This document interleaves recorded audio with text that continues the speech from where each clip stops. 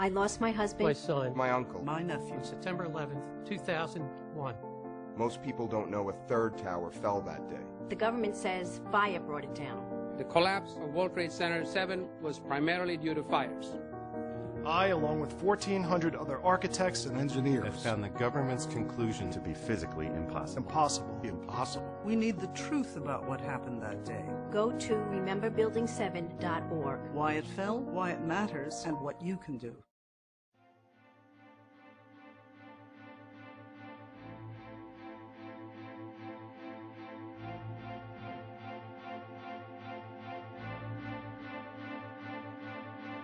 Our perception of what happened on September 11th is very different from the general public's perception, I'd say, for the most part. There are people in the public that know more, there's different levels of what people know and have spent the time to uncover, but it's a very convoluted story, so it takes a lot of effort to really understand what happened on September 11th and post-September 11th. I believe that the public is still uninformed about most of the issues that are surrounding 9/11. I think that they still believe in the myth that there was nothing that we could do about it, that we were caught unaware, and that today we would be better prepared. I still don't think to this day, 4 years later, that I have come to terms with how September 11th happened, why it happened, and who actually perpetrated the crimes of that day. I think the truth sometimes can be frightening. And unfortunately, what we've been through is so devastating that searching for the truth and finding out exactly what happened is not frightening.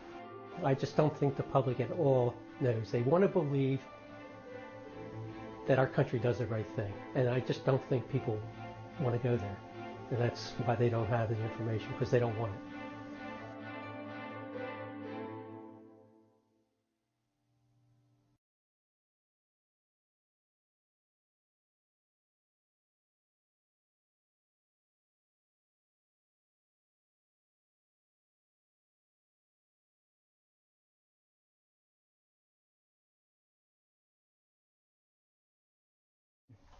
So from the very start, we were misled. There was misinformation being fed to the public and disinformation. And a lot of those things didn't really ever get cleared up in the minds of the public. The first things that you hear a lot of times remain in your mind, and it's hard to undo those very first impressions that were given to the public by the government, by the administration about 9/11. And since then, that remains true. We do not know the whole story about what happened on September 11th at all. The government has one, theory about how things went, and then there are so many others. And if you just laid the facts bare as to who is where, when they heard what, there's so many conflicts that, to date, I don't think that I have received the truth from any one source. One of the things that discouraged me and upset me a great deal early on in the early days post 9/11, I wouldn't say early days because we were on the floor, but in the early months, as I started to come out of my fog and started asking some questions which I thought were valid, I was surprised that no one else was asking the questions, including the media, most especially the media. I really, truly believe there are people in the media that want the truth. But the problem is, and again, you'll get sound bites in the Washington Post, USA Today. But I don't think there's a newspaper around that's going to allow a reporter to take the ball and run with it. And I truly believe there's a lot of people that want these answers. But the thing is, a guy just can't spend the next 6 months and not collect a paycheck. So if the paper's not going to give him that paycheck, he's not going to get the information. And that's the problem. They don't have the time to do the investigation that they should. They are fed press releases from the White House, and they go out with that, and they don't question it, and they don't take it any further. And you know what? If you're a population that doesn't have all the information then you are not a people that are governed by the people. And I think some journalists are braver than others to go into areas that perhaps might be viewed as unpopular by the administration. And to them, you know, we raise a glass and toast them, because that's what's supposed to happen in the Fourth Estate. It's supposed to be that their job is to give us the truth so that we can function as an informed citizenry and a democracy.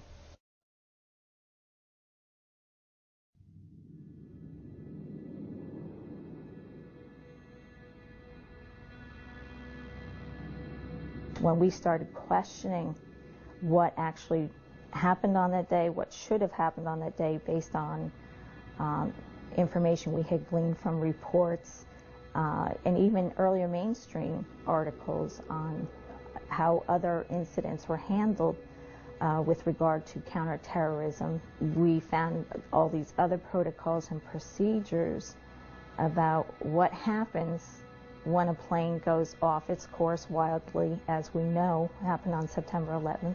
Senator Dayton. Thank you, Madam Chairman. Mr. Chairman, Mr. Co-Chairman, I want to say again to you that we are all indebted to you and to the other 8 members of your commission and your staff. It is a profoundly disturbing report because it chronicles in excruciating detail the terrible attack against our homeland, and because of the utter failure to defend them by their federal government, by their leaders and the institutions that were entrusted to do so. And this was not an occasional human error or failure. This was nothing but human error and failure to follow established procedures and to use common sense. If a plane goes off course, it's a danger to the other planes that are in the sky. So there are protocols in place that if there's no radio, they can't contact the plane for a certain amount of time, or the plane goes terribly off course, that we will send up a military jet to intercept it so as to bring that plane back on course.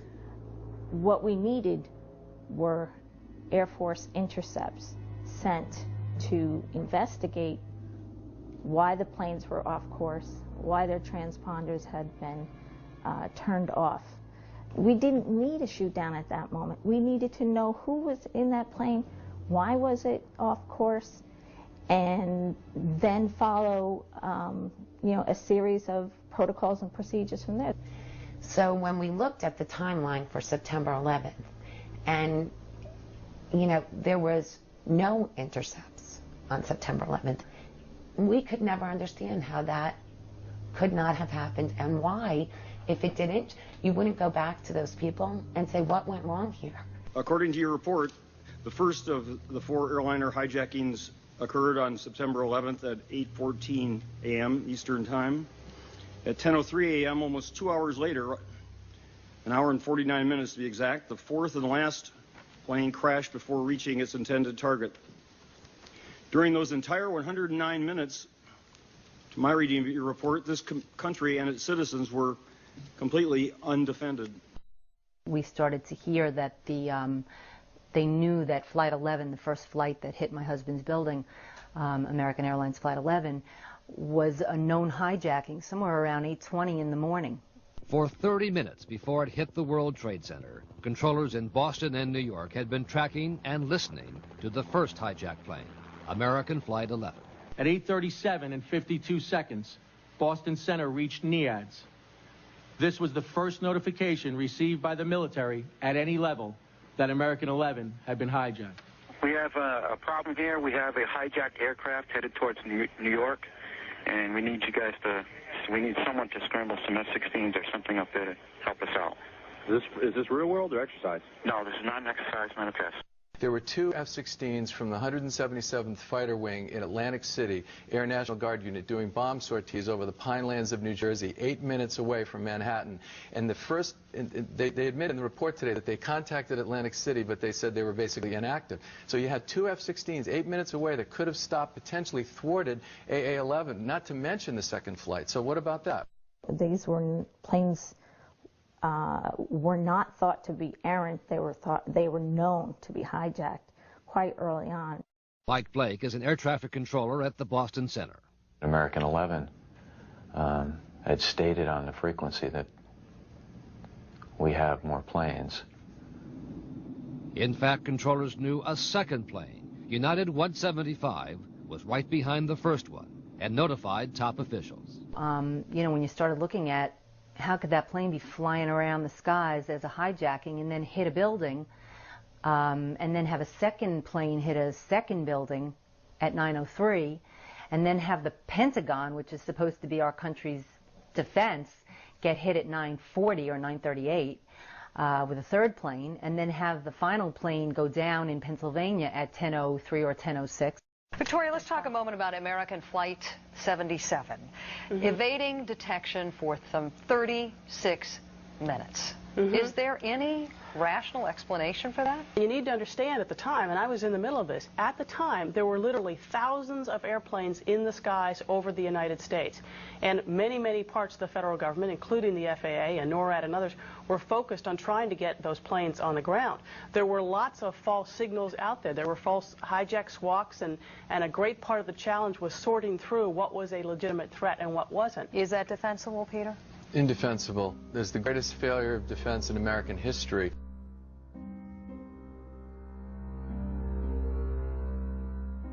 But what I find much more shocking were the repeated and catastrophic failures of the leaders in charge and the other people responsible to do their jobs.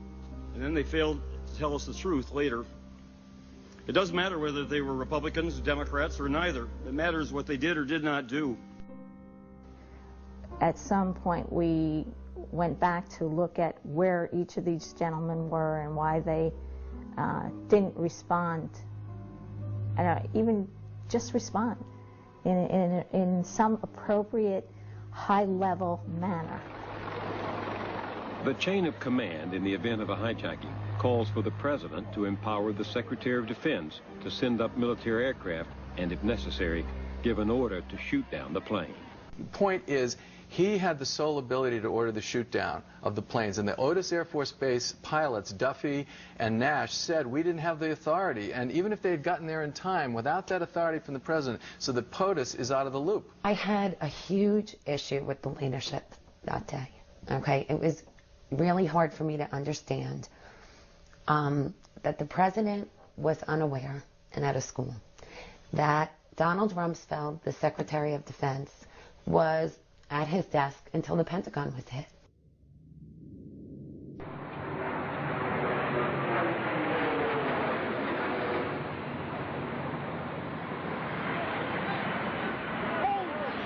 The Secret Service has an arrangement with the FAA. They had open lines after the World Trade Center. Tracking it by radar. Supposedly at 8:46, the FAA set up a phone bridge with the Secret Service, with NORAD. Well, if the FAA opened a phone link after the first tower was hit, they would have known that it wasn't a little plane. Then it wasn't an accident. Simultaneously, the pagers of his aides erupt in a cacophony of beeps and tones. He goes into the school. Carl Rove and I and some others were standing there and informed him of this, in which he, being a former pilot, had kind of the same reaction going. Was it bad weather? And I said, no, apparently not. The President was surprised. He thought it had to be an accident. With the Secret Service in on that at 8:46 in the morning, they would have also, by standard protocol and procedure, had to have told the National Security Advisor, who was also, is also there in protection of the President. She is to inform him of all national security threats. The President ducks into an empty classroom and calls National Security Advisor Condoleezza Rice back in Washington. He said, it sounds like a terrible accident, keep me informed. It, again, seems impossible that she was not aware of the terrorist attacks, the fact that these were hijacked planes. These were not errant planes or pilot error. At that same moment, 3 blocks from the White House at the St. Regis Hotel, 2 old friends meet for breakfast at a window table. George Tenet is the Director of Central Intelligence, His companion this morning is David Boren, the former chairman of the Senate Intelligence Committee.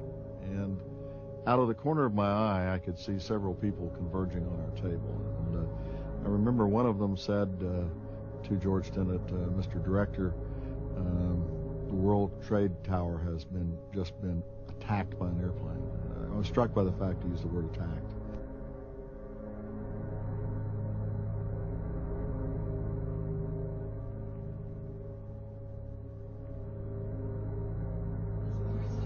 His instincts are to think this is not an accident, but nobody knows, and it's a very cautious internal White House reaction.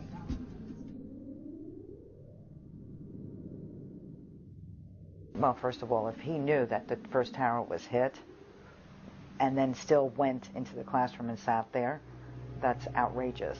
At 8:46, they would have known that something serious was going on and should have responded immediately. At the second tower, where my husband was hit at 9:02. That is plenty of time to send out a warning and get the people out. And that is plenty of time to send up an intercept.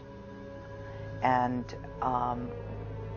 why that was not done, if they were all on this phone bridge and everybody knew what was going on, is beyond me. Why Bush continued to go to the classroom and put the kids at risk is beyond me.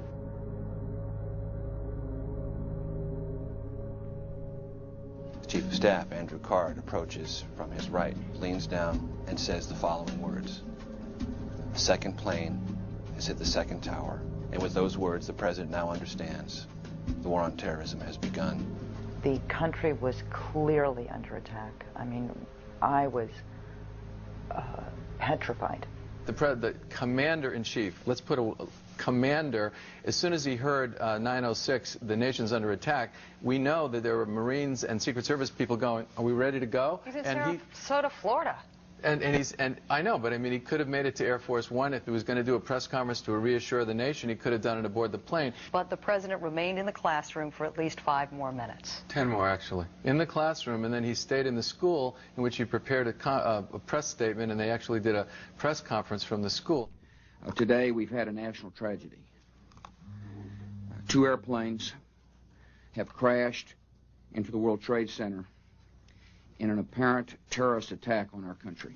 Now, keep in mind that at this point, as many as 11 planes, there was a suspect that were hijacked. They have no idea where these other planes are going. The president is a highly visible target. At the same time, Vice President Cheney, at the White House, watched on television as a second plane struck the World Trade Center. Watching developments on television, and as we started to get organized to figure out what to do, my Secret Service agents came in, and they, under these circumstances, they just move. They don't say, sir, or ask politely. They came in and said, sir, we have to leave immediately. He claims to have only heard the attacks at 9:30 when the Secret Service came in and said that the nation's under attack and that he had to be put in someplace safe. And when it entered the danger zone, it looked like it was headed for the White House, was when they grabbed me and evacuated me to the basement. And yet there are photographer accounts and Richard Clark's account that, in fact, Vice President Cheney was informed around 9 o'clock. Why didn't Vice President Cheney then ensure that the right steps were being taken by the Department of Defense? Why wouldn't they then evacuate perhaps D.C. Buildings? There was a whole chain of events. I mean, maybe the Pentagon wouldn't have, or maybe it would have gotten hit, but maybe not as many people would have lost their lives. How is it that the Secretary of Defense Rumsfeld, the then acting Chairman of the Joint Chiefs of Staff, General Myers, were totally unaware then, after this chain of command is interrupted, why they then weren't activated in some way, shape, or form to at least protect the president, protect the vice president. At Andrews Air Force Base outside Washington, fighters were scrambled outside the military chain of command because the Secret Service requested them to protect the White House. And I'd like to ask Victoria if you were working with Secretary Rumsfeld at the time? Yes. Okay, now there are two stories about Secretary Rumsfeld.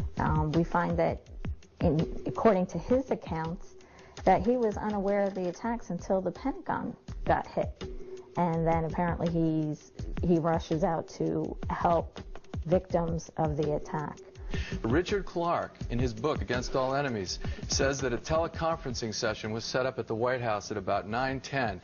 Present in this teleconference were the CIA director, the FBI director, Secretary Rumsfeld, Condi Rice, Richard Armitage representing Colin Powell. Here we have two totally different accounts.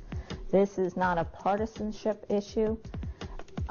This is something that if you pulled the tape, we could have nailed the facts right then and there, who was there and who was not there. So where was he?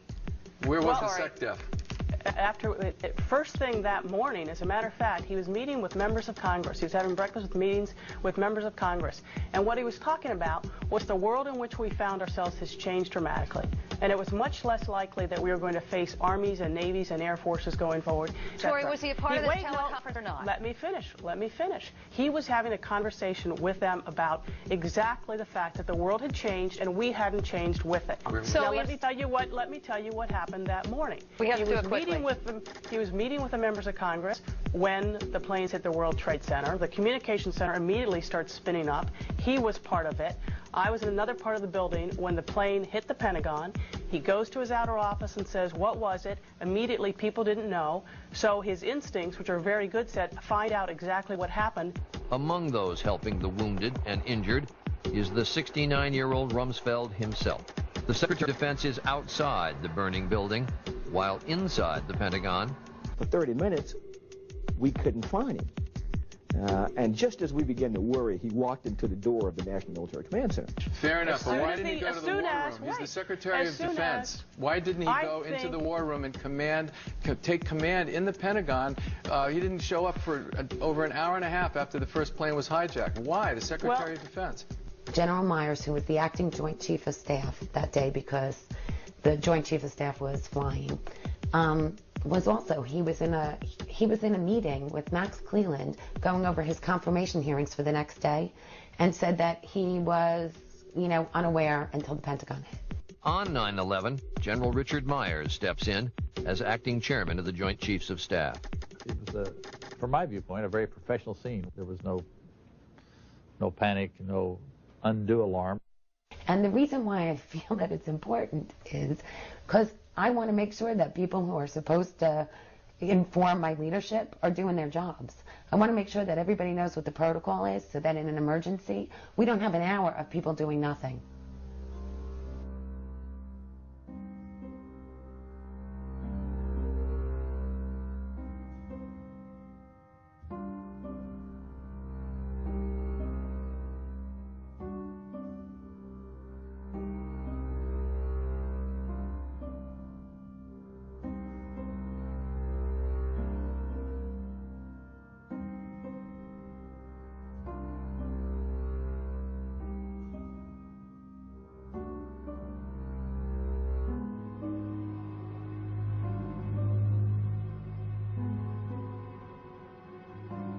Late today, Pentagon sources told CBS's Bob Orr that contrary to early reports, U.S. Air Force jets did get into the air on Tuesday while the attacks were underway.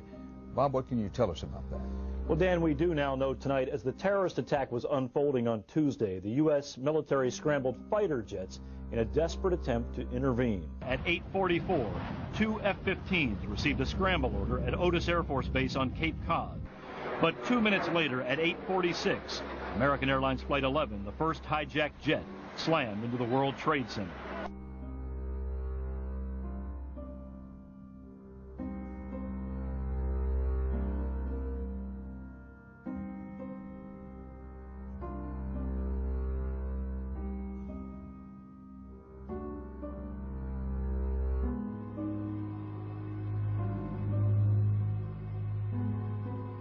Yet 1 week after 9/11, in response to initial reports that the military failed to defend our domestic airspace during the hijacks, NORAD issued an official chronology which stated that the FAA notified NORAD of the second hijacking at 8:43.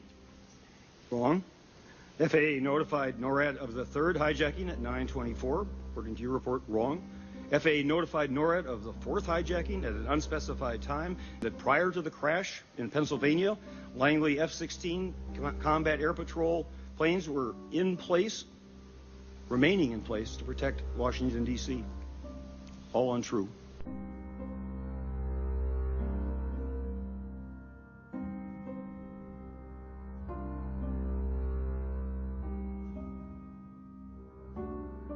In public testimony before your 9/11 Commission in May of 2003, NORAD officials stated, I assume under oath, that at 9:16 they had received the hijack notification of United Flight 93 from the FAA.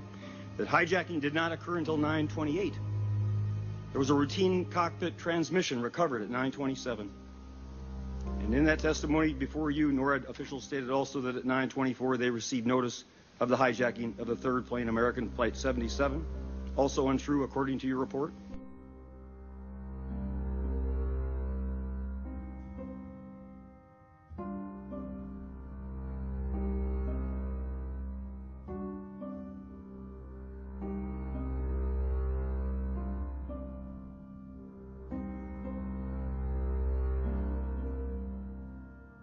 The 9/11 Commission is expected to release its final report next month, but today's presentation, called a staff statement, was dramatic and powerful. It focused on how the federal government reacted to the hijackings on 9/11. Today's statement also included a detailed timeline. I mean, NORAD stood up at the first hearing and had a chart which listed how many minutes, you know, that they were informed of something, which totally changed. Not one place in the media did I see them go into, what do you need? How did NORAD come to the first hearings and the FAA with timelines that were not true? You know, why would that happen? And I don't remember anybody in the media following up on the delay in intercept time. I remember them taking whatever the commission said as fact. Yet NORAD's public chronology on 9/18/01 and their commission testimony 20 months later covered up those truths.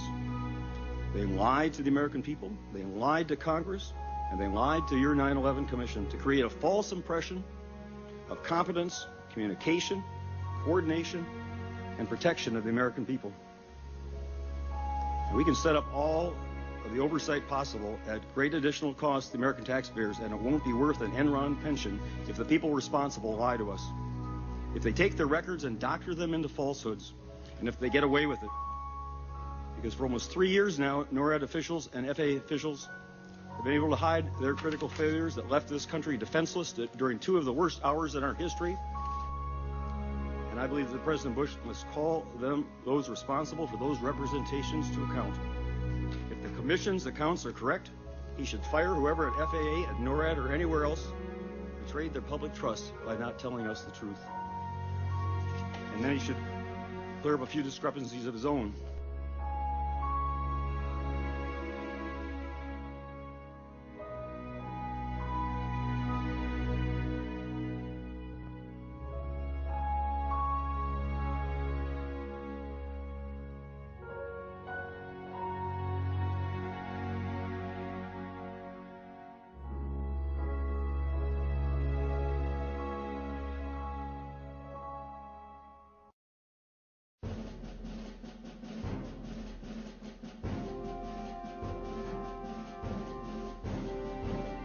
We were told that the FBI and the CIA were pretty much clueless about what was coming down the pike on September 11th, but on the day of September 11th, they knew it was bin Laden right away. They knew that there were 19 hijackers right away. They knew that it was Al-Qaeda right away. You know, I don't know how they so quickly, you know, after being so incredibly clueless, were able to just, you know, find all these dots and connect them.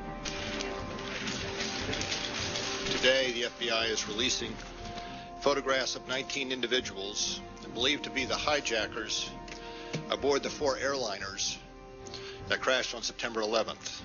These are the faces of those who carried out the 4 attacks. And over the past week, the FBI have been trying to piece together how they lived, where, and with whom. My first question was, I think immediately, where did they get the pictures of the hijackers that day, the following day after 9/11? I said that's fishy.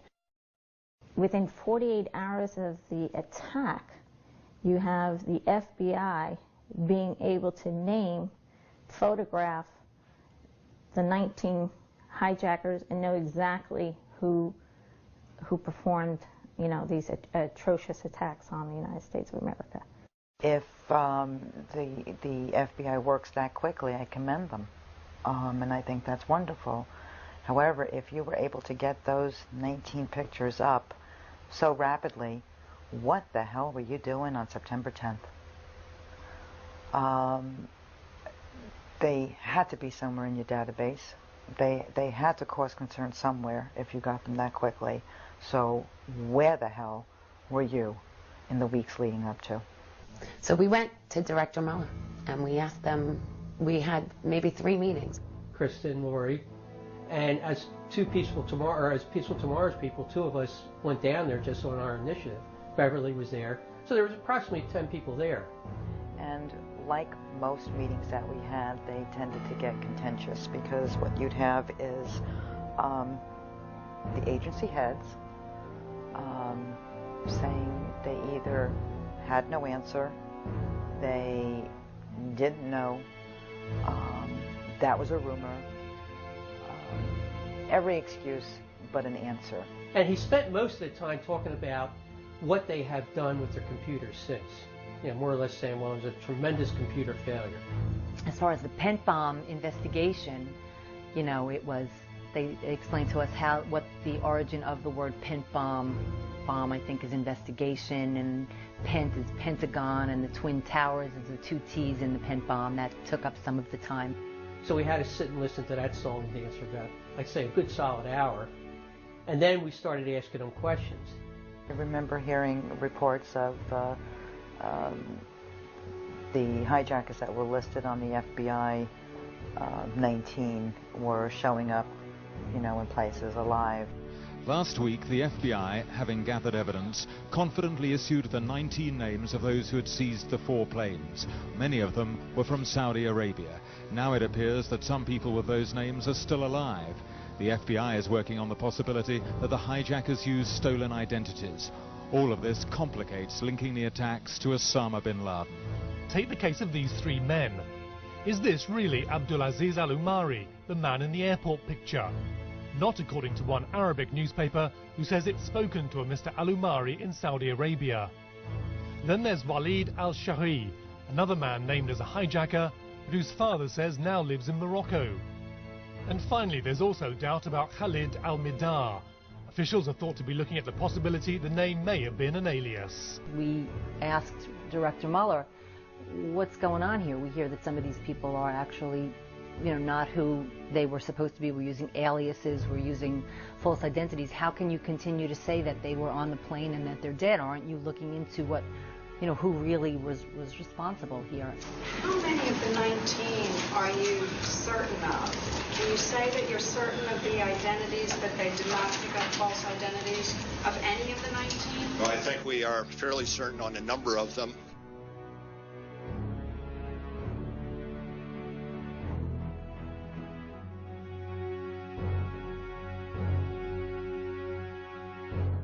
If they were good questions, a lot of times we were told it had to do with national security. They couldn't tell us. So if it had to do with, you know, it had to do with the Moussaoui trial. So they couldn't address the questions. And to get the standard polito-speak from everyone at these meetings was frustrating. And inevitably, someone would start banging the table. Someone would raise their voice. And I truly lost my temper. I just said, what is this crap that you're talking about? And we brought up the put options. Federal officials have begun a major investigation into whether someone or many people benefited financially from the evil done to the country last Tuesday. Not long before the attacks occurred, there were some financial transactions in the stock market that may indicate knowledge of the attack before it began. The week prior to 9/11, there were puts on the airlines. And it wasn't just all the airlines, it was on American and United, which meant you were betting that those airlines' stock prices would go down. The trades are called puts, and they involved at least 450,000 shares of American. But what raised the red flag is more than 80% of the orders were puts, far outnumbering call options, those betting the stock would rise. Sources say they've never seen that kind of imbalance before. After the terrorist attacks, American Airlines stock price obviously did fall.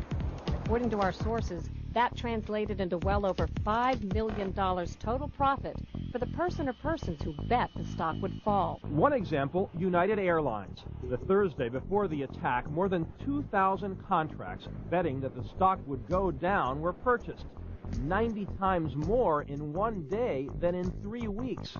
When the markets reopened, United stock dropped. The price of the contracts soared, and someone may have made a lot of money fast. $180,000 turns into $2.4 million when that plane hits the World Trade Center. Altogether, at least 7 countries are dissecting suspicious trades that may have netted more than $100 million in profits. And there's much more, including an extraordinarily high number of bets against Morgan Stanley and Marsh & McLennan, 2 of the World Trade Center's biggest tenants. Merrill Lynch was involved, and I said, Merrill Lynch's stock was 48 the day before 9/11, and I said the next day it was down to 41. This is kind of fishy.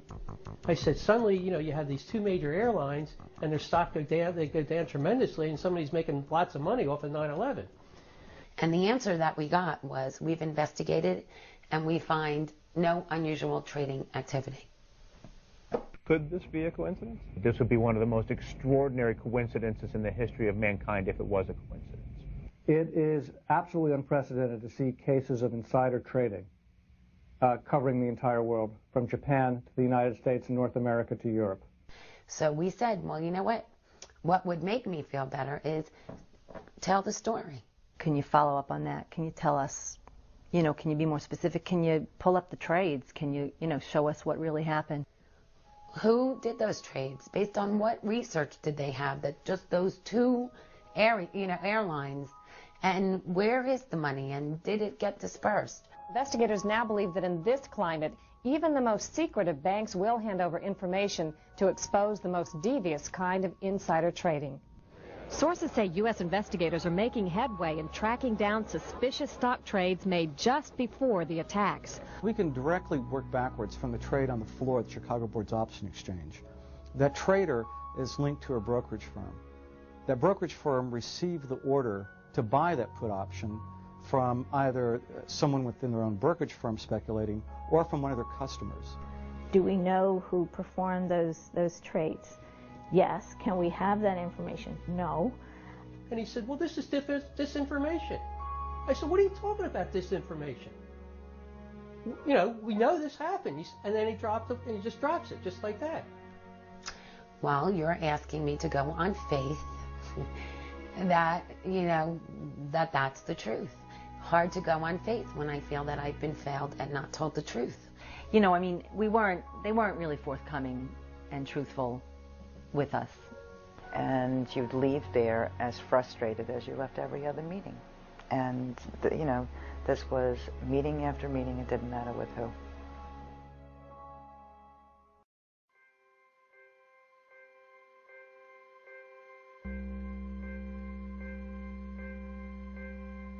One of the first things we had to combat was the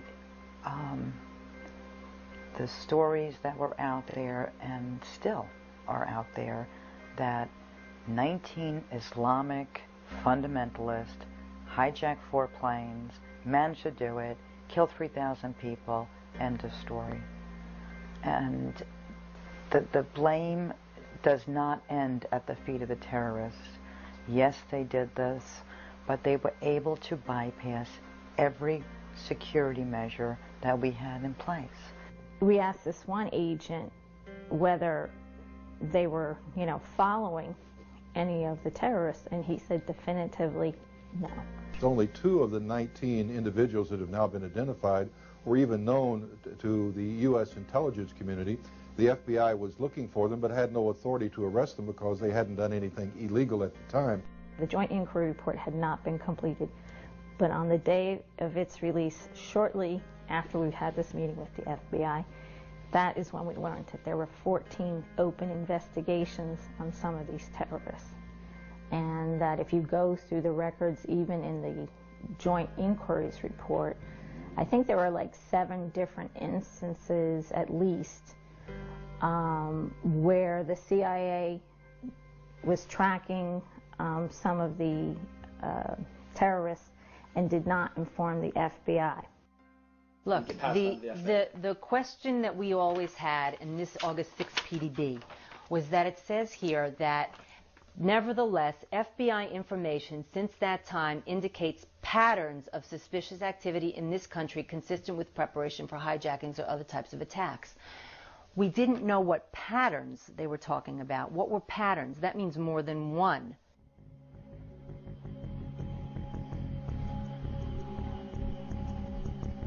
It's pretty stunning when you learn that the CIA did indeed know about 2 of the hijackers more than a year and a half before the event. Knew that that one of them was in the country and the other one had a multiple entry visa to enter the country. In Washington, the CIA and FBI had joined forces and established a special bin Laden room at CIA headquarters.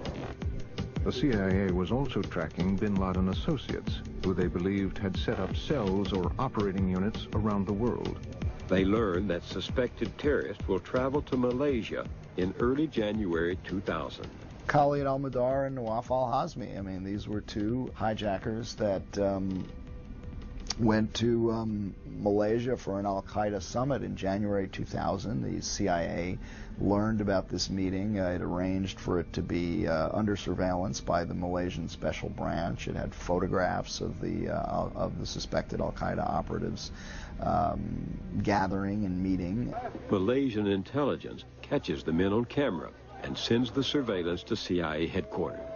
The spies identify Khalid al-Mihdhar and learn that Nawaf al-Hazmi is traveling with him. It subsequently learned within days that 2 of them, al-Mihdhar and al-Hazmi, were headed for the United States. One, in fact, had entered, and the other had a multiple entry visa, al-Mihdhar. The CIA obtains a photocopy of Mihdhar's Saudi passport and discovers he has a U.S. visa. It was considered interesting. The head of the agency's counterterrorism team will tell the commission. The story gets even more incredible. Number one, it doesn't alert any other government agencies to the presence of these 2 hijackers in the United States. It doesn't tell the FBI, which is responsible for tracking terrorists in the United States. Not only were al-Mihdhar and al-Hazmi at the meeting in Kuala Lumpur in January of 2000, in March of 2000, officials now confirm another nation told the CIA that al-Hazmi had flown from the Malaysian meeting to Los Angeles, California. My question is, do you know why the FBI was not notified of the fact that an al-Qaeda operative now was known in March of the year 2000 to have entered the United States? Why did the CIA not specifically notify the FBI? Sir, if we weren't aware of it, when it came into headquarters, we couldn't have notified them. Nobody read that cable in the March time frame. Nobody read it. To me, the most eyebrow-raising detail I didn't learn until the Justice Department Inspector General's report came out just a few months ago. A FBI detailee who knew about this at the Counterterrorism Center at the CIA actually had drafted a cable to alert the FBI, his colleagues at the FBI, to the presence of, or the possible presence of, Khalid al-Mihdhar, suspected al-Qaeda operative, having entered the United States, and that cable was squashed by superiors at the CIA. They did not pass it along. In October 2000 came the attack on the USS Cole in Yemen. Then in January 2001, officials now say, the FBI identified a 3rd man who attended that meeting in Kuala Lumpur, Tawfiq Atash Khalid, as a suspect in the Cole bombing. At that point, the CIA could have put al-Midhar and al-Hazmi and all others who attended the meeting in Malaysia on a watch list to be kept out of the U.S.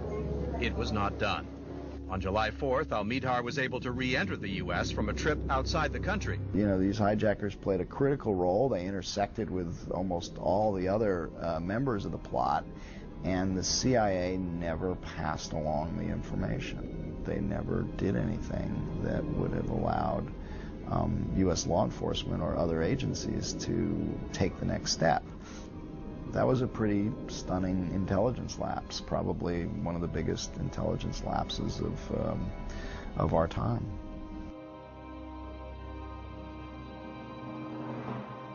I think that to say that we have a no-fault government puts us all in great danger. It's not what you want.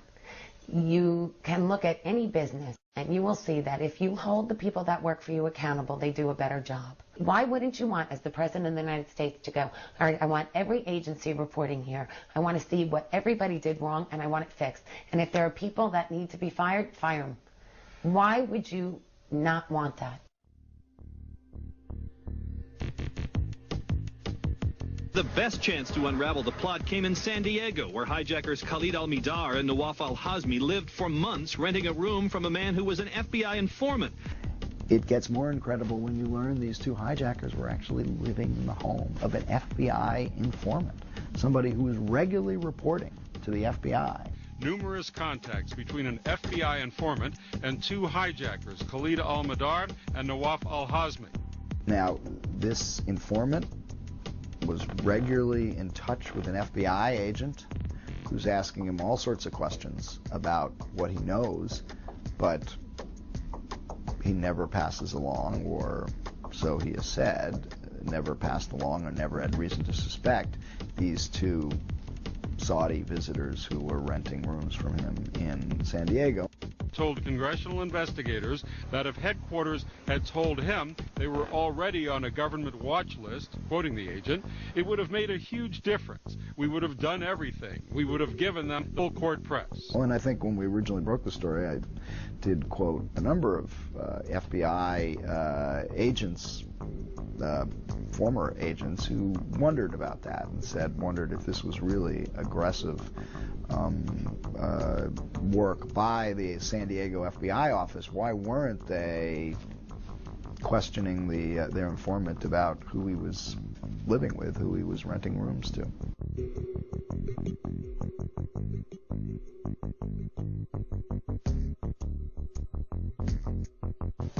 You know, we always said that if you were at the FAA on the day of September 11th and somehow didn't do your job properly, perhaps you shouldn't be doing that job.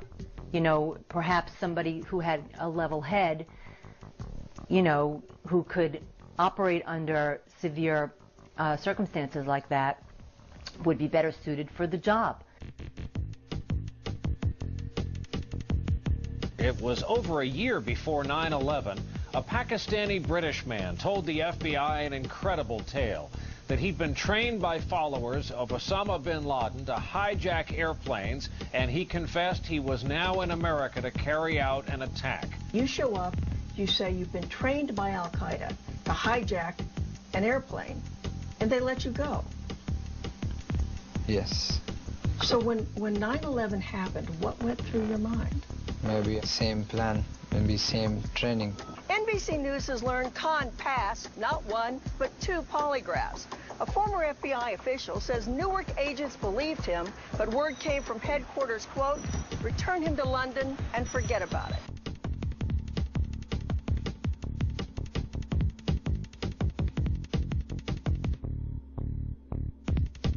You know, they don't want to have things looked at because they don't want to be, you know, get a slap on the wrist for having done their jobs improperly or worse. I don't think those people should be in those positions then. You know, you should take the good with the bad. You should get accolades for doing a good job, and you should be held accountable for doing a bad job. They're not worried about accountability. And the big danger is if your leaders are not worried about accountability, they will do dangerous things.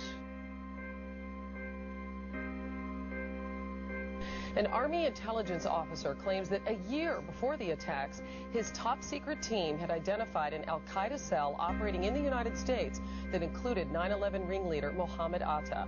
He says that military lawyers stopped him from sharing that information with the FBI. We, as through the Able Danger process, discovered 2 of the 3 cells which conducted 9/11 to include Atta.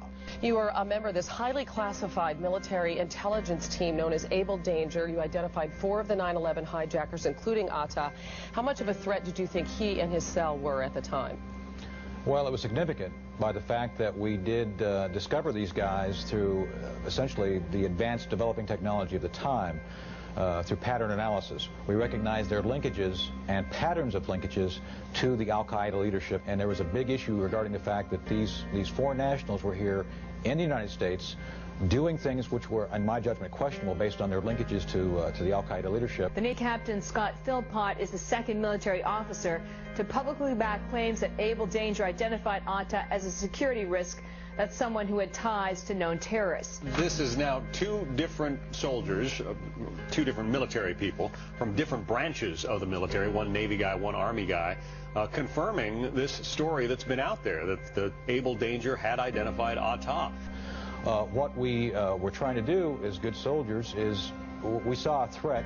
We recognized the fact that they were here in the United States, and we felt we should do something, even when the lawyers said we couldn't. And when you tried to set up, as I understand it, 3 meetings with the FBI to share this information about the cell, those meetings were blocked by government lawyers. Why? The lawyers didn't allow us to properly go after, either by intelligence collection or by allowing the FBI to go out to look at these guys, because they were here legally.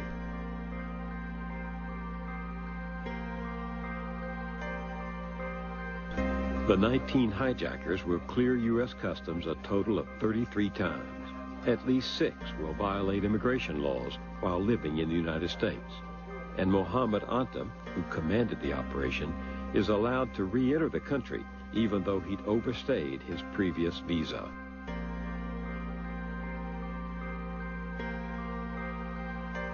There is a right and wrong that's supposed to be going on in our society, and that is when you have a crime, someone pays. When there's a failure, there's accountability. When something goes wrong, you fix it. And none of that has happened.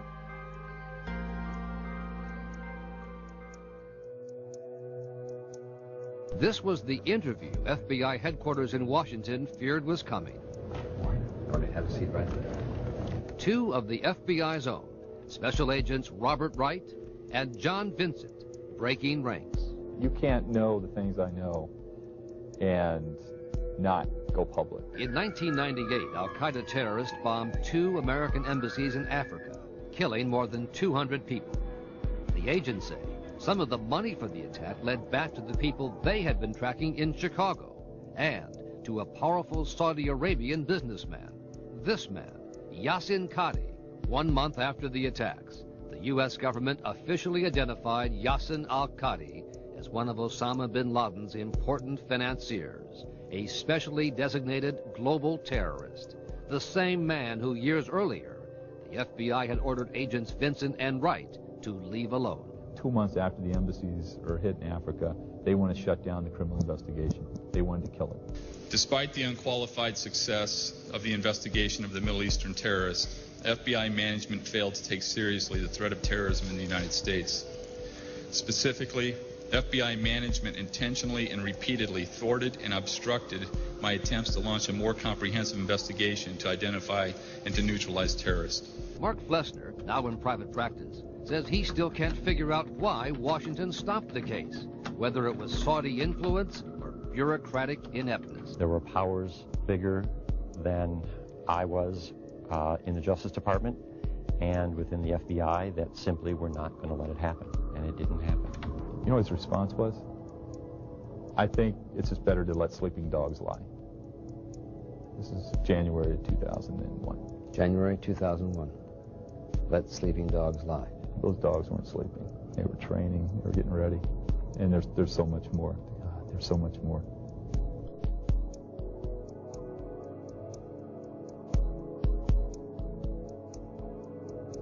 You know, this is all bullshit about this how to protect the United States. We could have protected the United States in 9/11, and we didn't.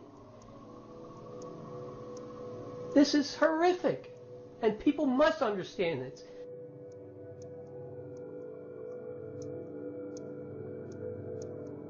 But we've learned that US agents were told to back off from investigating the bin Laden family and the Saudi royals. This document is marked secret. Case ID 199I WF 213589. WF indicates Washington Field Office special agents were investigating ABL because of its relationship with the World Assembly of Muslim Youth, WAMI, a suspected terrorist organization.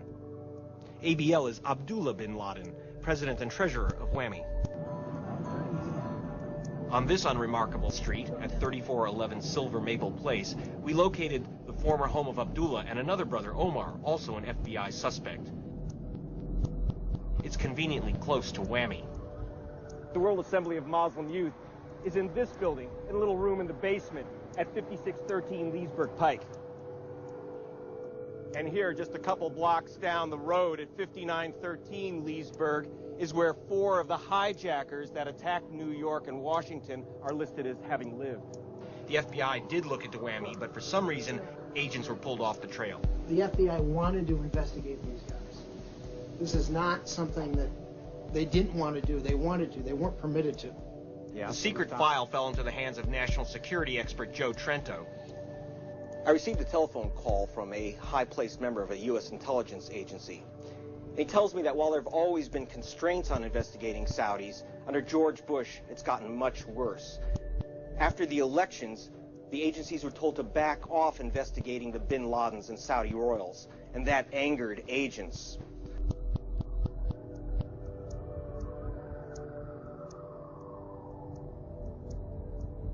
We pay a lot of money through our taxes for safety, police departments, first responders, and I would hope that the federal government would be looking out for our safety in the way that I define it, but I don't necessarily see that to be true.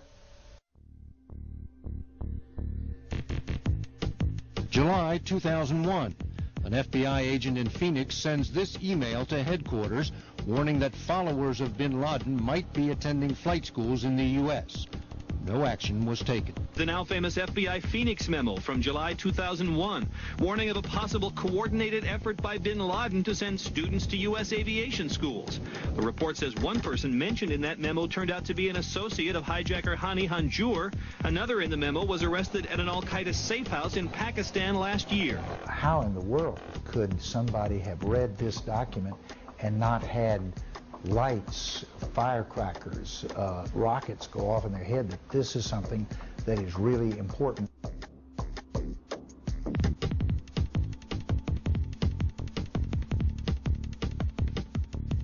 I mean, it's not just about, holding them accountable so that you could fire somebody. How do I know that today? If we were in a terrible situation, they would know what to do. Mm-hmm. Why wouldn't we want to go back and retrain them?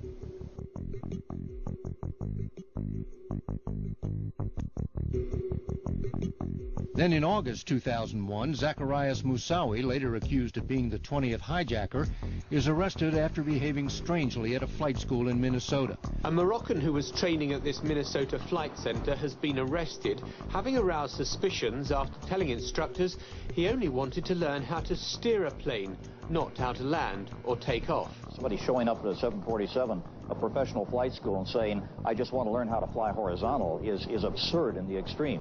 Minneapolis agent Colleen Raleigh accusing FBI headquarters of hampering efforts to get a search warrant for the computer of Zacharias Moussaoui, the so-called 20th hijacker. An FBI agent jots down a chilling note. The agent mentioned the possibility of Moussaoui being that type of person that could fly something into the World Trade Center.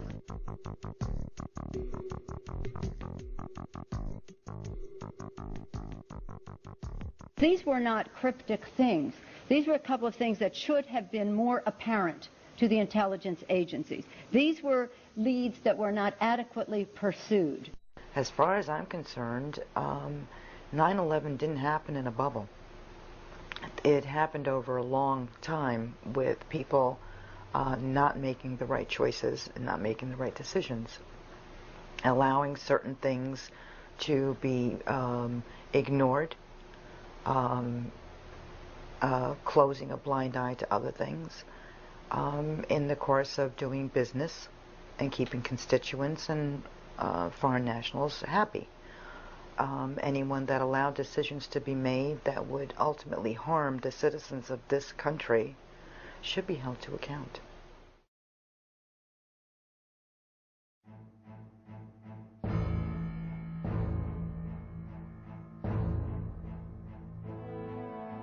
There was no real investigative reporting going on with unanswered questions. Those kind of just got dead-ended. At a certain point, the families, some of us who had the strength to get up and go to Washington, began a quest to change that. We wanted a commission that was going to be independent, nothing to do with the government, because we were going to have to investigate the government. They're the agencies that failed on 9/11 across the board.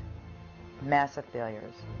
So we needed a commission that was outside the scope of the government, with investigative powers, with subpoena powers, with all the powers that would be available in a criminal court, with accountability. There were failures everywhere on September 11th. There was not just intelligence failures.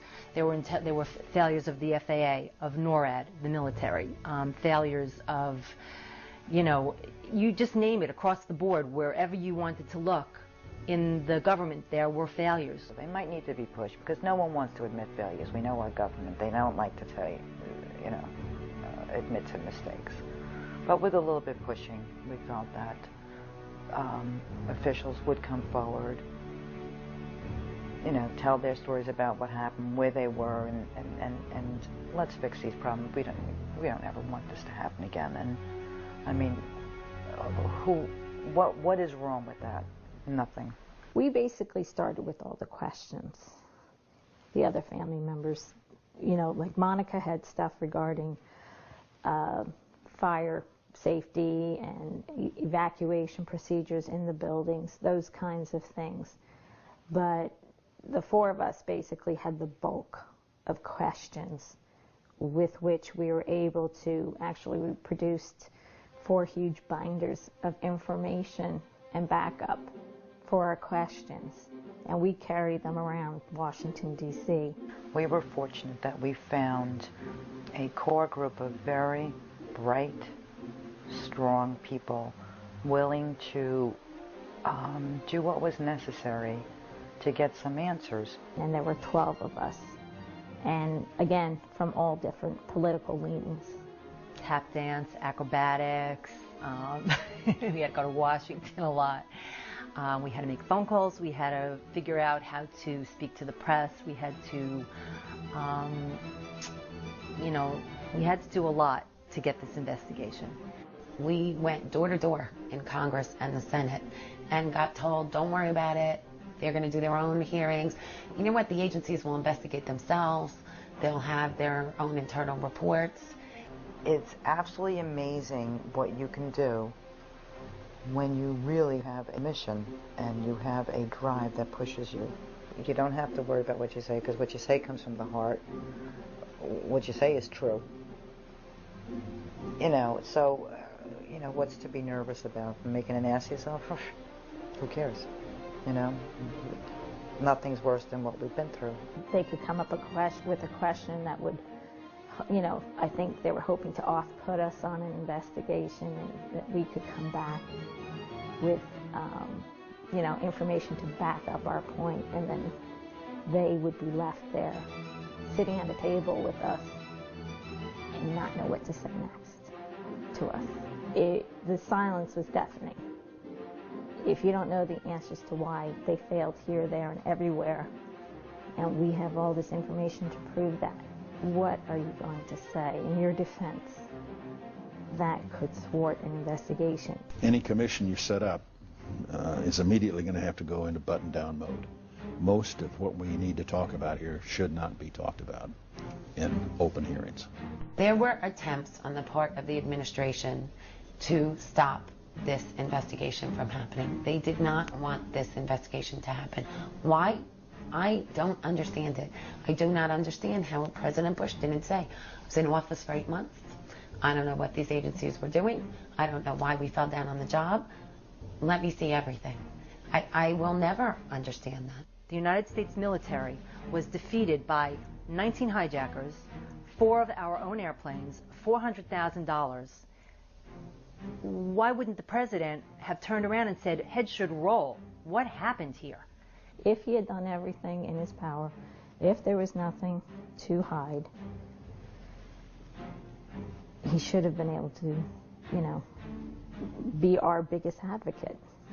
President Bush had at first opposed any independent commission, but he reversed himself under pressure from the families of 9/11 victims. I think that the ultimate success came about because you really could not sustain the argument that you didn't need an investigation. That was an unsustainable argument. I will never understand why it took us a year to fight for something that only makes good sense. You fail, you want to find out what you did wrong, and you want to fix it.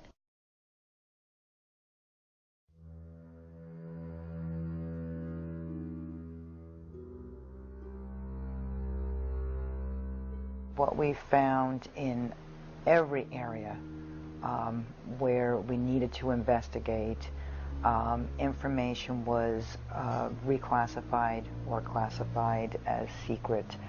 Terry? It does seem that across the board on proving that these charitable organizations, non-governmental organizations, banks have links to terror, on proving that bin Laden is behind these acts, on what plans the administration has post whatever movement we make in Afghanistan, the answer is always, that's classified, trust us. Does that really serve the democracy well if all this information on which the government is basing its actions is classified? The classification of for national security is based on sources and methods. And when you're doing an investigation where the attacks have already occurred, there are 3,000 people dead, and you're investigating the agencies and the people that were at their deaths on 9/11 and where those investigations lead, very little, if any, has to do with sources and methods and letting any kind of secrets out. First, let me condition the press this way. Any sources and methods of intelligence will remain guarded in secret. My administration will not talk about how we gather intelligence, if we gather intelligence, and what the intelligence says. National security was already compromised. People are dead, and in order to get to the truth, you need to have certain information. The joint inquiry tried to do a better job. They did try. They did not get access to the August 6th PDB. It took us 9 months to do all of our work, have our hearings, interview our witnesses, write the report, and it took 6 months for the administration to agree to some level of declassification. The report is overclassified. That is a disservice to the American people. There are just pages of blank here that the committee's left out. Most of that information is classified, I think overly classified. I believe the American people should know the extent of the challenge that we face. One question: what did President Bush know about the threat? The committee was denied access to any intelligence information shared with the president. The only evidence provided was a description of a so-called PDB, a presidential daily briefing about the danger of an attack that was dated August 6, 2001. This was held back for reasons of national security, and national security is just supposed to be keeping sources and methods secret. Now, this I don't think is the whole, PDB from August 6th, 2001 either. But it's a couple of pages. But just in these couple of pages, there's only a few redactions. I mean, there weren't sources and methods for the most part. It seems to me that this should have been and could have been released to the joint inquiry. There's a lot of stuff in here. But there's a lot of information that's not in here that should be, in my judgment. And then listen, even after the investigation, there was stonewalling from the agencies when they went asking for information.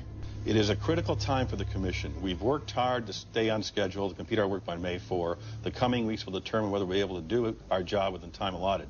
Time slipping by, extensive and prompt cooperation from the U.S. government, the Congress, state, local agencies is essential. This report offers an initial evaluation of the cooperation. The problems that have arisen so far with the Department of Defense are becoming particularly serious. Governor Kane saying he can't get information from NORAD, from the Joint Chiefs of Staff, from the Defense Department. Will you take steps so that you will cooperate fully with Governor Kane immediately so his commission can do their work? We've already taken steps to try to accelerate it. We have no, we want to cooperate fully with the commission. And you will? Absolutely. And we had a commission who, we'd asked them to subpoena often and early. You know, they did not believe in that. Tom Kane believed that a softer hand would rule the day. For an independent operational look at why 9/11 happened, what happened there, when what the president and the government knew, and when they knew it. What's their argument? The White House. Why won't they let you see this? What do they say? They don't want any more eyeballs to see their documents than they can possibly get away with. The subpoena power that we fought for was never used because we were told we don't want to start a fight because then it'll drag out in the courts. Nice makes better, not to worry. This was the only investigation we were ever going to have. It was our prosecution. So to be handled with kid gloves felt wrong. And that's how we felt that they were handling the agencies. As you look over my shoulder and look directly across the old executive office building, you can see there are still these huge clouds of smoke billowing out of the Pentagon. Early on, there were articles that talked about the FBI confiscating tapes from a gas station, from a hotel that could see what happened that day. You know, they're pointed towards the Pentagon. From the Nexcom gas station, from the traffic cams, we believe there was video taken of that plane crash. From the Sheraton Hotel that overlooks the Pentagon, I believe there's video from that. And we ask that they please subpoena for that video, because the only video that was ever released to the public of the Pentagon crash came out 6 months after September 11th.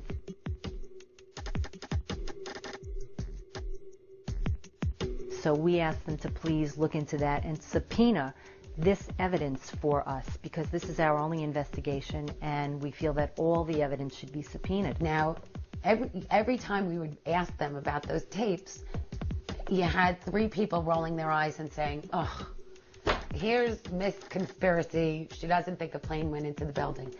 But really, it had nothing to do that. It had to do with, hey, there is, you know, information out there that you could possibly have. Why not get it? They did not subpoena for this Pentagon videos. All they did was put in document requests, and document requests do not need to be answered. Even if they had said we investigated and there was no tapes, the tapes didn't exist. But it wasn't. It was just they put the document request down and they didn't get it. I mean, it made you very unsure of, you know, the commission's report and that they were getting all the information that you needed. So there's evidence that just never got even seen. There was a point where Sibel Edmonds, the FBI translator, whose case has been in the media since this time. And the same thing happened with her and the 9/11 Commission. It wasn't until we walked her in there that they even saw her. You know, there was no attempt on their part to try and dig deep to get the real story. Now, that was a story that's incredible to me to this day. A former FBI wiretap translator with top secret security clearance. She was hired just after September 11th to go back and retranslate, or sometimes translate for the first time, documents and conversations from before September 11th. Within a few weeks after I started working there, I came across some really serious issues.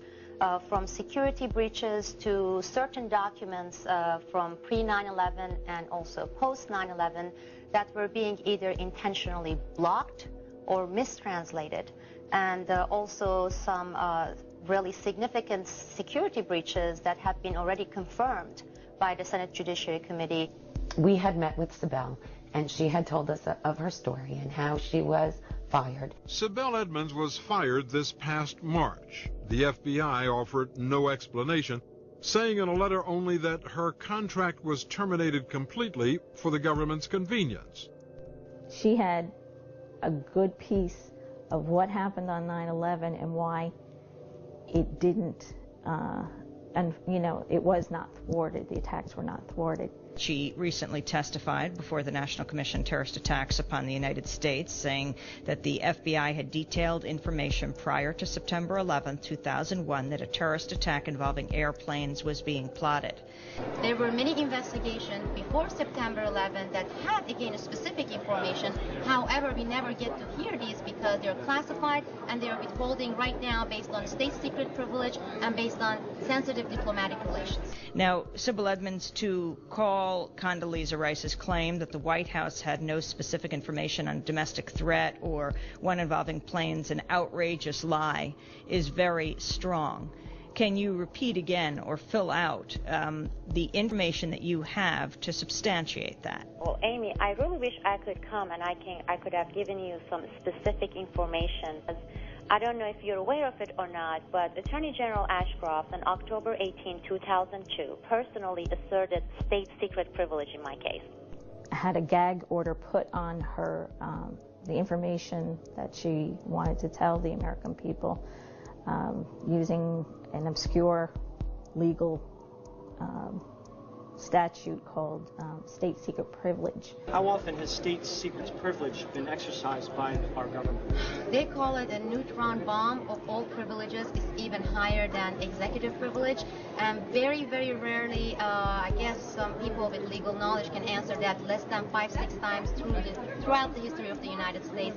And usually for very high-level CIA undercover agents or military, very, very sensitive military operation. As far as I know, it has never been asserted for a translator such as myself. And we had gone to a lot of, to whoever we knew in the media to bring out her story. And you know what? So many of them had said, oh, it sounds conspiratorial. It sounds like she had a beef. You know, bottom line, 6 months later when, you know, there was reports that came out that said, well, even the FBI had to admit that her story was true, you know, they turn around and look at you and say, oh, well. She has a multitude of federal agents backing up her claims. Did she seem credible to you? Did her story seem credible? Absolutely, she's credible. And the reason I feel she's very credible is because people within the FBI have corroborated a lot of her story. And there's so much that the public just simply doesn't know about what went wrong, what we had, and my last hope right now is this commission. 9/11 Commission is my last hope because I have pursued all possible authority channels that I could have pursued. Now then, they recorded her information and it never made it into the 9/11 Commission report. There's more CYA going on in there than actual national security. It's political security, not national security. I look at national security as the security of the American citizens, not necessarily the security of a particular administration that's in power or an administration that's no longer in power. That to me is not national security.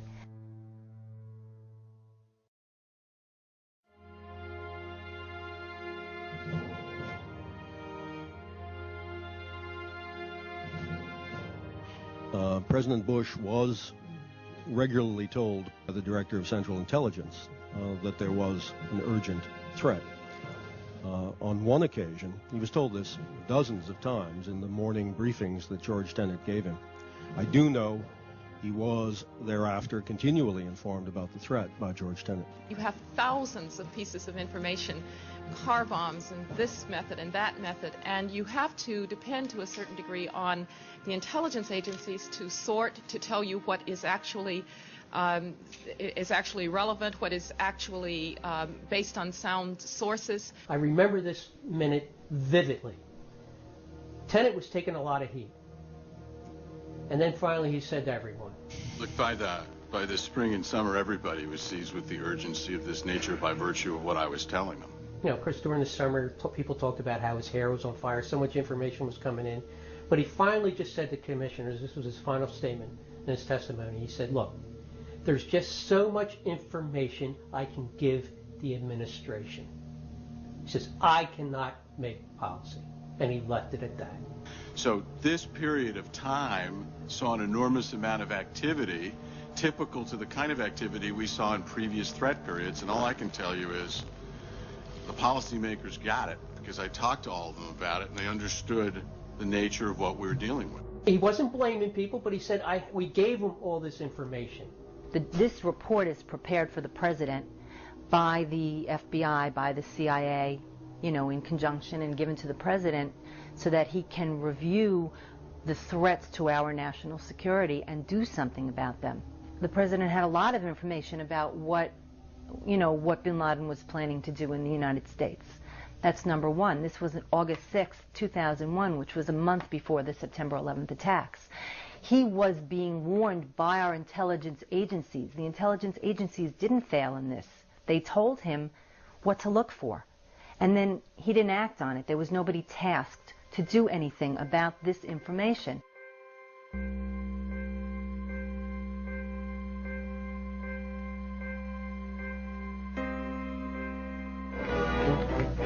Christmas 1999. The world prepares for the coming of a new millennium. The counterterrorism warriors fear the enemy will use the occasion as a symbolic moment to inflict Armageddon on the infidels. What had happened was that on December 14th, 1999, an Algerian man coming across the U.S.-Canadian border near Seattle was caught with 100 pounds of explosives and timing devices and confessed to a plot to bomb the Los Angeles airport. The CIA was instructed to go out to all their sources overseas and pump them again, just squeeze until, you know, the pits popped out of their sources for any information. The Federal Bureau of Investigation was instructed to activate all its wiretaps domestically that were related to terrorism investigations. From a plan to blow up the Los Angeles airport, another trail led from Boston to a planned attack in Jordan. There were other conspirators in Seattle, Brooklyn, and Manhattan. Arrests were made that had they not been uncovered, the plot had not been uncovered and those arrests made, we could have had horrific tragedies around the millennium.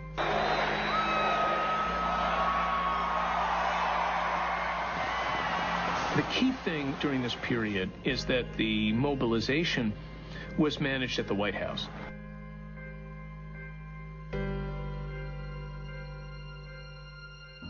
The 9/11 report in Chapter 8 says that in the summer of 2001, the government ignored repeated warnings by the CIA, ignored, and didn't do anything to harden our border security, didn't do anything to harden airport security, didn't do anything to engage local law enforcement, didn't do anything to round up INS and consular offices and say we have to shut this down, and didn't warn the American people. If the damn administration would have said, hey, let's start doing something. Let's start being diligent at the entrance of the airport. We have all these warnings. Commissioner Tim Romer asked Giuliani if he had gotten this information from the federal government. There's information in here that says New York is a target. Why wasn't Giuliani given this information? That should have been a huge story. The famous presidential daily briefing on August 6th, we say in the report that the briefing officers believed that there was a considerable sense of urgency and it was current. So there's a case that could be made that wasn't made. Just the mere fact that you had an intelligence community with its hair on fire, so much so that you had FAA warnings, so much so that you had a July 5th meeting with Condoleezza Rice, Richard Clark, and all the heads of the FAA and the intelligence community. Why would you have not done anything? Why would you have tasked nobody to do anything, to strengthen any of our protocols at any port, at any place? they did nothing. But what we've continued to hear from this administration is that the threat was much too diffuse. There was no way you could zero in on the fact that Al-Qaeda was going to use jets as bombs and ram them into buildings. That is a straw man. We knew that they were people who might try a hijacking, but, again, that terrorism and hijacking might be associated is not rocket science. Well, what I really never understood about the argument of that, we never suspected that planes could be used as weapons is, did we not have any protocol for just a regular emergency?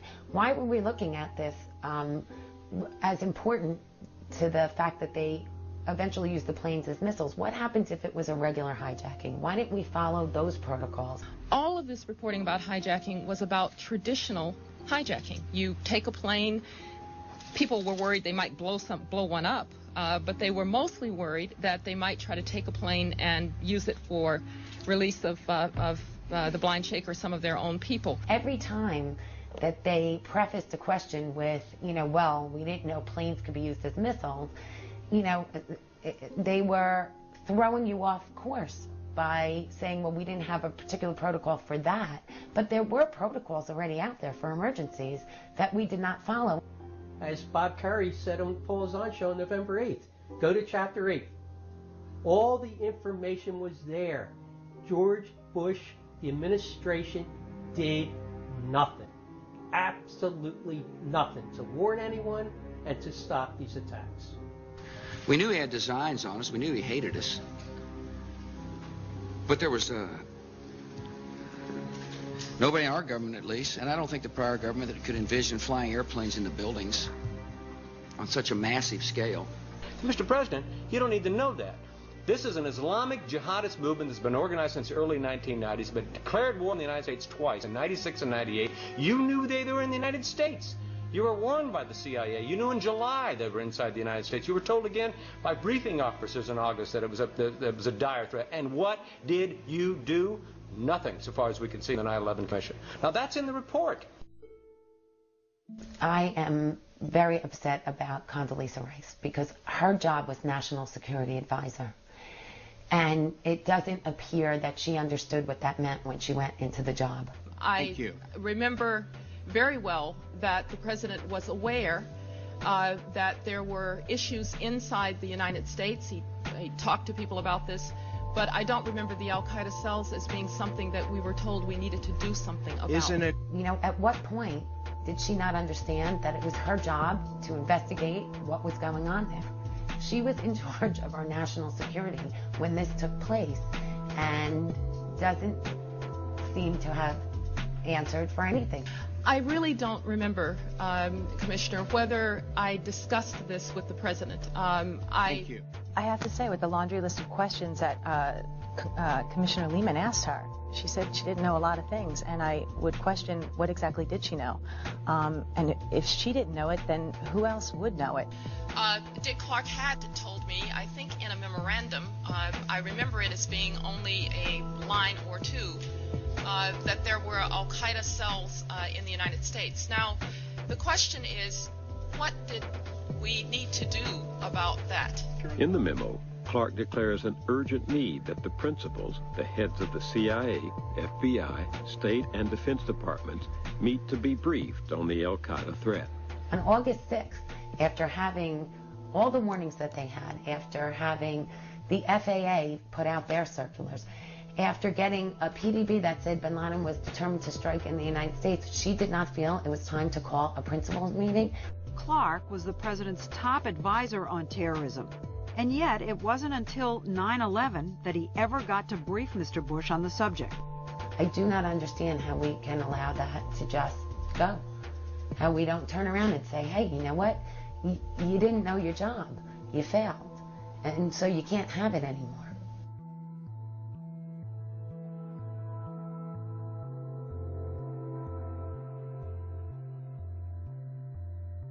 Now she got a better job.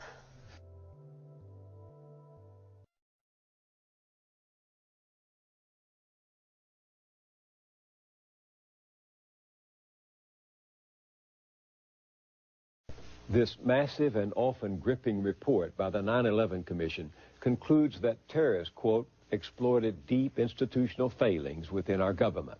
But it's careful to avoid blaming anyone for failing to prevent the attacks.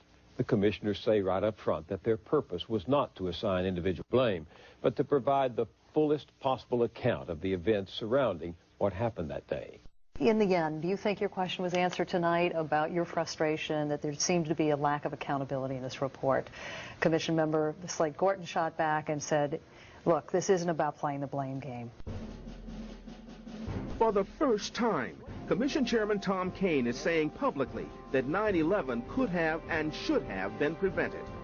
I do not believe it had to happen. Appointed by President Bush, Kean is now pointing fingers inside the administration and laying blame. Do you think someone or someones should have been fired? There were people, certainly, if I was doing the job, would certainly not be in a position that they were in at that time, because they failed. They simply failed. Today, we don't know whether the same people who were sitting in the decision-making spots on that critical day are still in those positions. That's correct. Shouldn't we at least know whether... Yes. The answer is yes. And we will. It's such a disappointment. Such a disappointment, because we met with them when the commission was being formed, and they so assured us that they understood our pain. And they knew that they had to fix the problem, and they knew that the future safety of the citizens of this country was at stake, and trust them, they were going to do the best job possible. With 9/11 happening and 3,000 people dying, there should be accountability there. You can't just say nothing happens as a result of 3,000 people dying and mistakes being made at the CIA and the FBI. The American people deserve that accountability, and it also means that they'll trust the government more if we are accountable and we hold people accountable and we ask the tough questions and we follow the facts wherever they lead. The commission's report said everybody is at fault, so no one is at fault. That fixes nothing. And the risk there is that when it happens next time, and they turn around and they say to you, well, everybody was at fault, nobody was at fault. How many times can they get away with saying that? That's what I really want to know. Among the things that the commission cites is, quote, the failure of imagination as the most important reason that the U.S. was unprepared for 9/11. 9/11 was a failure of imagination? That's outrageous. 9/11 was a failure of people to do their job. Reading it, your first impression could be that the attacks were indeed inevitable and could not have been prevented. But in effect, this is to blame everybody in sight, and at the same time, no one. Read the report more closely, and you're forced to ask, did the system fail, or the people who take an oath to make it work? That's what the book was about. They put all these facts on the table, right? Not all the facts, not most of the facts, but they did put, so it's up to the people to interpret them. But they never came out and said that. Well, how many people do you think read the 9/11 book in its entirety and then did research on it? Not many people. And we took an oath not to talk about during the campaign, I think correctly so, to increase the capacity of that commission's report to be heard by the People's Congress. The commissioners made a decision collectively, apparently, to keep silent about any issues that they disagreed about, and to keep silent about any areas of accountability prior to the election. On World News Tonight, John Kerry concedes. President Bush must now finish the war he began. Don't expect big changes in strategy. Well, the 9/11 report says in Chapter 8. Now it's beyond the campaign, so the promise I had to keep this out of the campaign is over. The problem with it is that you're not telling the truth. You're not allowing people to see the whole truth. And when you have a commissioner such as Bob Kerry go on, go on a television program after the election and say that he feels that the administration had responsibility and some accountability for the failures that took place on 9/11, it's too late. It's too late to have that affect any change. And then doesn't that make him complicit in a system that is failing us?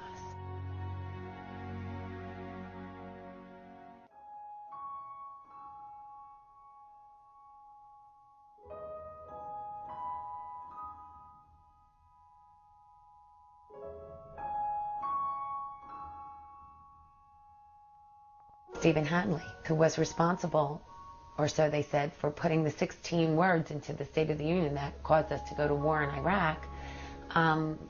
He was forgiven, and then he was given the job of National Security Advisor.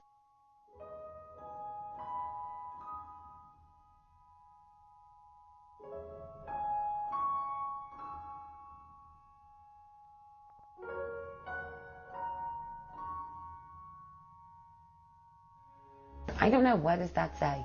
You know, what question does that bring to your mind when people who have failed are given promotions?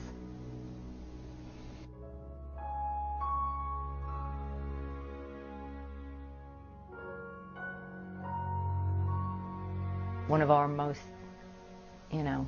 hated days was when they came out and said that everyone's to blame, therefore no one's to blame. We thought that everyone's to blame, therefore everyone's to blame. And that if it rose to the level of negligence or criminal negligence, that those people should have been held accountable and been punished for it. Certainly they should not still be in their jobs. Certainly if somebody perjured themselves in front of a commission by holding up their right hand and then not telling the truth, they should have been charged with perjury. There is no excuse in what we hold to be dearest about America for what has gone on here. There is no excuse, and we are all less safe because of the way this has been handled.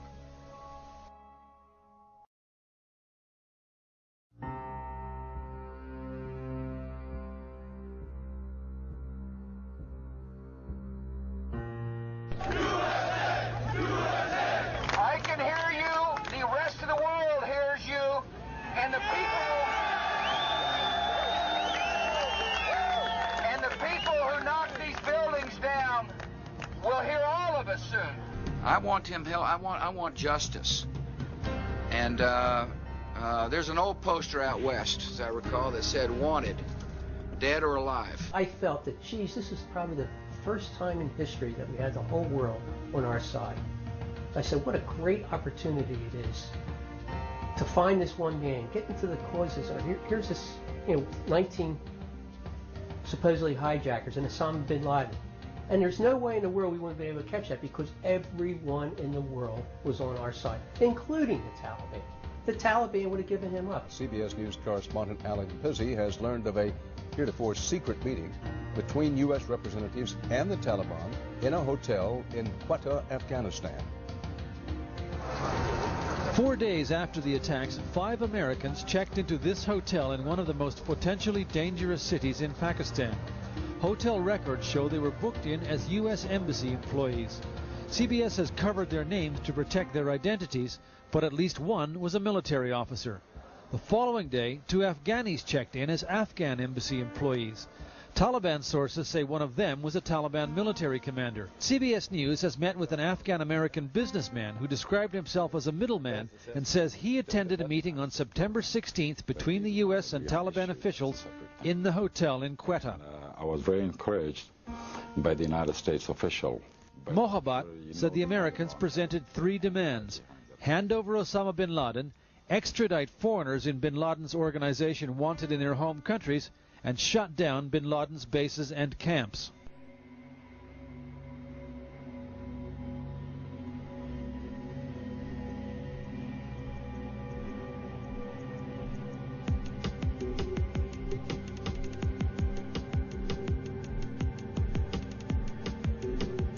So when he went into Afghanistan, I said, this is all bull. I said, they're doing it for one reason. It's all politics, and they could care less, and it's been proven. They could care less about bin Laden. They didn't care about truth. They didn't care about justice. On my orders, the United States military has begun strikes against al-Qaeda terrorist training camps and military installations of the Taliban regime in Afghanistan. And the goal right now is to try to bring down al-Qaeda and to try to bring down the Taliban and support them. There's some reports that you've made some progress in pinpointing the location of Osama bin Laden. In fact, a report in Newsweek this morning says that intelligence sources say it's been narrowed down to a 20-mile by 20-mile sector in Afghanistan. The commander says the al-Qaeda streaming towards the border are leaving to the Afghan village called Suleiman Kaya. 300 Afghan warriors, supported by American special forces, are in pursuit. Sector. Could you first address the reports today that some in the government have come to the conclusion that bin Laden was present in Tora Bora at the time of the battles there in early December, that he got away, and that this represented a failure by General Franks not to take the initiative? Well, first, I know, I knew of, nor do I know today of any evidence that he was in Tora Bora at the time, or that he left Tora Bora at the time, or even where he is today. There's no question in my mind they could have picked up bin Laden any day of the week. It would have been wonderful. Can you imagine a trial in the United States with bin Laden, the information that we would get from bin Laden? But it's quite obvious they don't want this information to reach the public. So that's why we'll never see a trial of anyone. Well, there were trials in Germany. Yes. Mazzoudi and Metasadek were tried, but they both walked because our government didn't turn over information that the German government needed to prosecute them. The only person so far convicted in the 9/11 attacks was released from a German prison today. Munir Mota Sadek had been found guilty of accessory to murder, but a German court threw out the conviction, saying he was denied a fair trial because the United States would not allow his lawyer to question a terror suspect in U.S. custody. So not only have we not brought anyone to trial here in connection with any kind of terrorism, whether related to 9/11 or anything else, or accomplices to the plotters, we have actually not cooperated with foreign countries who have brought people to trial. It's ridiculous. I mean, I don't really understand it at all. You know, I don't understand why they didn't cooperate with the German government. I don't understand how our national security could be compromised by cooperating in a trial where you're trying to try a terrorist who's threatening our national security. It's a conundrum. I mean, they have you going around in circles with their reasoning. All the polls show that people are ready to fight this thing through. I think it'll become difficult after assuming we get Osama bin Laden. Once you get Osama bin Laden, either he's captured or more likely he's killed, then I think there'll be much less willingness on the part of the public to take casualties for more broader, perhaps more amorphous goals. Our objective is more than bin Laden. You know, again, I don't know where he is. I repeat what I said. I truly am not that concerned about him. I am deeply concerned about Iraq. And so should the American people be concerned about Iraq. And so should people who love freedom be concerned about Iraq. President Bush is launching a new campaign to win support for a new war against Iran. The war on terror, you can't distinguish between Al-Qaeda and Saddam when you talk about the war on terror. This is a man who, in my judgment, would like to use Al-Qaeda as a forward army. Secretly and without fingerprints, he could provide one of his hidden weapons to terrorists or help them develop their own. My fellow citizens, at this hour, American and coalition forces are in the early stages of military operations to disarm Iraq, to free its people, and to defend the world from grave danger. Gosh, I don't think I ever said I'm not worried about Osama bin Laden. It's kind of one of those exaggerations. The Iraq War, you know, you look at WMDs and whether or not they existed, tying the Iraq War to 9/11. We know 9/11 had nothing to, you know, Iraq had nothing to do with September 11th. Do we have any evidence linking Saddam Hussein or Iraqis to this operation? No. We've had no evidence that Saddam Hussein was involved with the September the 11th. I don't think we ever said, at least I know I didn't say, that there was a direct connection between September the 11th and Saddam Hussein. I was very careful never to say that Saddam Hussein ordered the attacks on America. And yet the media, the president, George Tenet, I mean, everybody, Colin Powell made us think that somehow 9/11 in Iraq was connected and we had to, preemptively strike Iraq because of September 11th. That's really terrible. Why are we in Iraq? If it's not for WMDs and it's not because Iraq had something to do with 9/11, why are we there? Back in 1997, a group of Washington heavyweights, almost all of them neoconservatives, formed an organization called the Project for the New American Century. Inside this building, behind this door, is the brain trust that some suspect has led the U.S. to the brink of war. included Donald Rumsfeld, Dick Cheney, Paul Wolfowitz, Robert Zoellick, John Bolton. 10 are now in the Bush administration. The letter to Mr. Clinton was, in essence, a preview of arguments that would have a more receptive audience 5 years later. That letter argued the case for a comprehensive political and military strategy for bringing down Saddam and his regime. A 76-page white paper circulating for a year and arguing for an aggressive U.S. foreign policy suddenly gained new relevance. In the blueprint, it says the process of transformation is likely to be a long one, absent some catastrophic and catalyzing event like a new Pearl Harbor. Was 9/11 your Pearl Harbor? I think it was the country's Pearl Harbor. I think it was the president's Pearl Harbor. Barely 5 hours after American Airlines Flight 77 plowed into the Pentagon, the Secretary of Defense was telling his aides to start thinking about striking Iraq. And at 2:40, the notes quote him as saying he wanted best info fast. Judge whether good enough to hit SH, meaning Saddam Hussein. At the same time, not only UBL, the initials used to identify Osama bin Laden. Go massive, the notes quote him as saying. Sweep it all up, things related and not.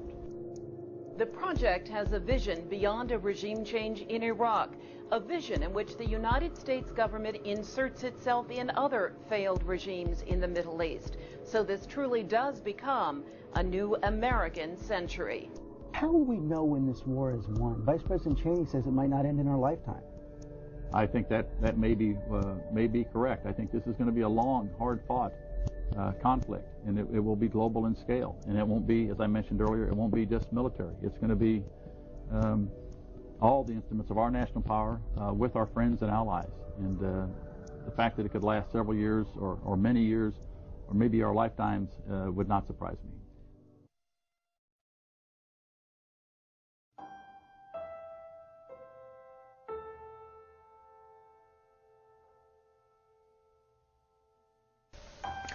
You know, I've really come to hate that word closure.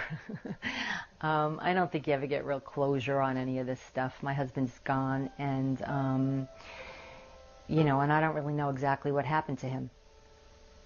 You know, I don't know how long he lived after the building was hit, and I don't know how he died. You know, that's really hard for anybody. Even this, you know, almost 4 years later, 3.5 years later, it's still very hurtful. You know, mine is a simple life. God knows what this man would have done. He was 26 years old, and where he was going was phenomenal. And I want the world to know what they lost. And you know, there's a lot of great people that were lost in this.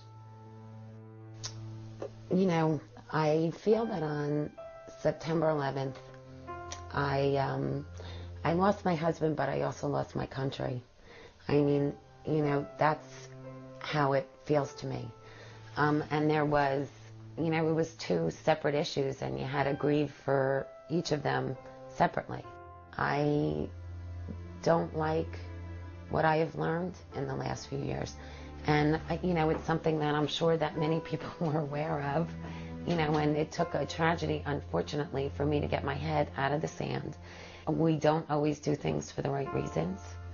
We do not make sure that the public has the truth. Our representatives don't always represent. Almost 4 years post 9/11, rather than feeling more comfortable with where we are, I am actually more frightened. The changes that have occurred in these last 4 years in the name of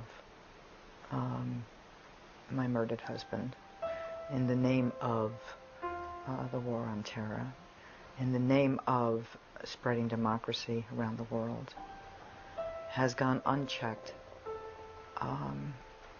by our media. We are lied to by our government. We are pushed into wars on false evidence. Innocent kids are dying every day. I fear where we'll be in a short time, because it only took us a short time to get here. raising children in America right now with all these wars going on is scary.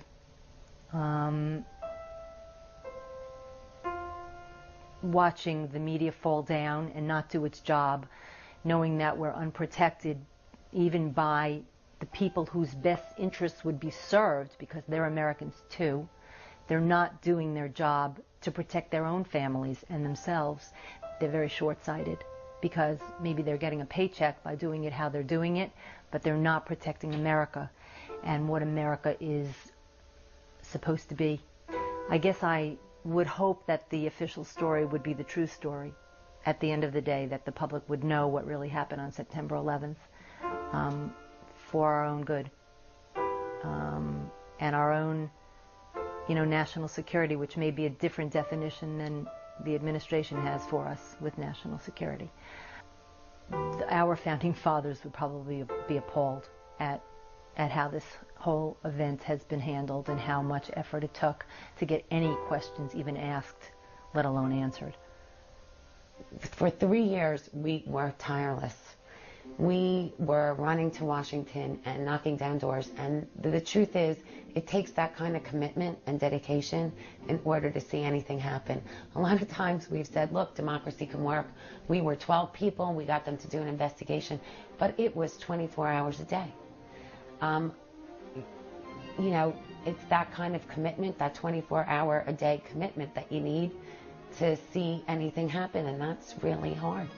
It's really hard to do that 100% of the time. It's like being in a car game. Howard Zinn said, well, if you fold your hand every play, you're going to always lose. You have no hope of winning. So I have to stay in the game, and it's just putting myself out in the public. I love going to high schools, talking to high school kids, and I will tell them what's happening to this world, what the danger is and what happened before 9/11. So you just have to, it's like that seed. You have to plant the seed. You have to believe that your word means something. And then the cumulative, maybe it won't happen, but if it happens 50 years down the road, great. My hope is that there are people out there, whistleblowers, people with information, people who know things, who are having a real hard time sleeping, hopefully more hard time than I'm having, that feel a moral obligation to do the right thing, to come forward, to help us, help those in power really fix the problems. We still would probably like to address our unanswered questions. It's a Herculean effort again, which doesn't mean we won't. It just means we haven't garnered the strength yet to do it. I don't know when we're going to learn the whole truth, because we need to re-energize in order to go back out there, in order to ask for another investigation, ask for more truths. And, that's huge.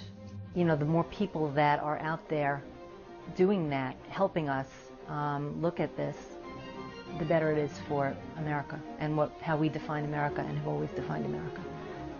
You have to hope, because that's the only thing that you have left. But is it realistic?